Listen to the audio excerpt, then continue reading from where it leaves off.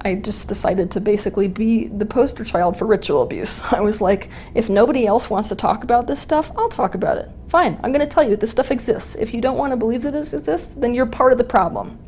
It's a secret world full of abuse that many refuse to believe exists. Tonight, one Idaho woman is sharing her story to raise awareness. Just last week, North Carolina police arrested 2 people linked to 2 deaths and satanic rituals. Tonight, one woman shares her story of what she says happened right here in Idaho. Dawn, her story is graphic, and it's hard to hear.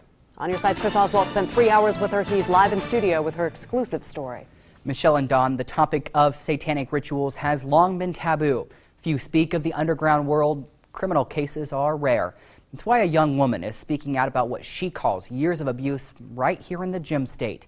Now, I do want to warn you, much of what you're about to hear is extremely graphic, and some of you might find it offensive. It seems like a movie. I won't forgive myself unless I say something. A nightmare. My place that I could sleep was in the bathtub. A living hell.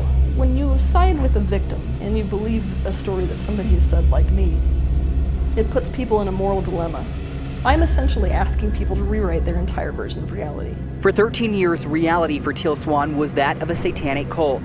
The young girl who grew up near Preston, Idaho, was taken in by a family friend at age 6. Because I got a front row seat to more than a few of these people. And the reality is that they come from extremely traumatic situations, and that's what turns them off emotionally and makes them not only want to, but capable of doing the things that they keep doing. Life, according to Swan, consisted of abuse, both physically and sexually, and murder. The stories she shares are simply hard to hear. So he'd be driving and suddenly he'd be like 20, 19, 18. He'd like pull over to the side of the road, and that was my cue that I was supposed to get out of the car and then run, basically. And I was supposed to evade him. And so it was like for a timed period of like 2 or 3 hours, I would be trying to run away from him while he tracked me.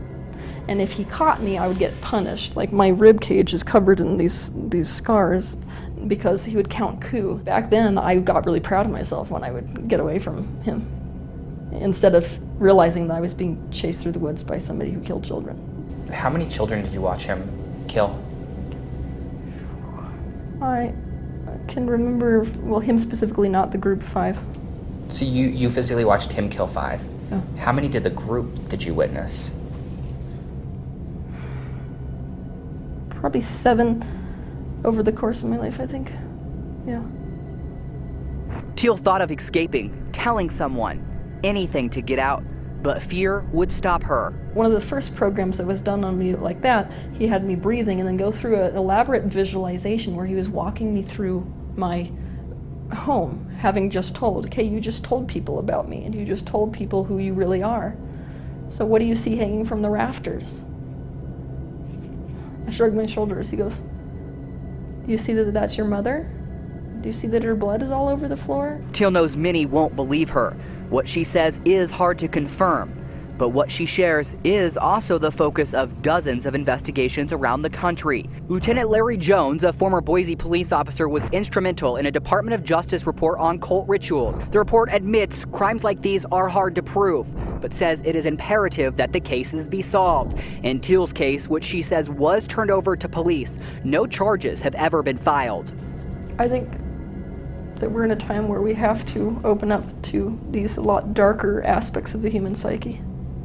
We have to admit that these things go on, and we have to provide ways for both sides of the equation to heal. In most documented cases of ritual abuse, it's often close friends or family who commit the crime.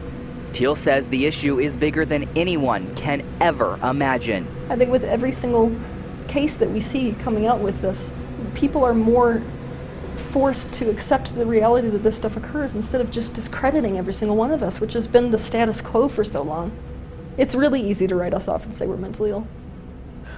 Most of us who go through these scenarios, we think that, you know, it's happening because we deserve it, or it's happening because we're evil, or some stupid thing like that.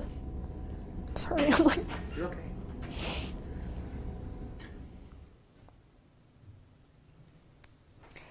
I know what many of you just heard is probably hard for you to believe, and I can tell you that I sat across from Teal for 3 hours, and I myself had a very hard time believing it. I did reach out to several mental health providers to see if Teal's behavior was consistent with the abuse that she described.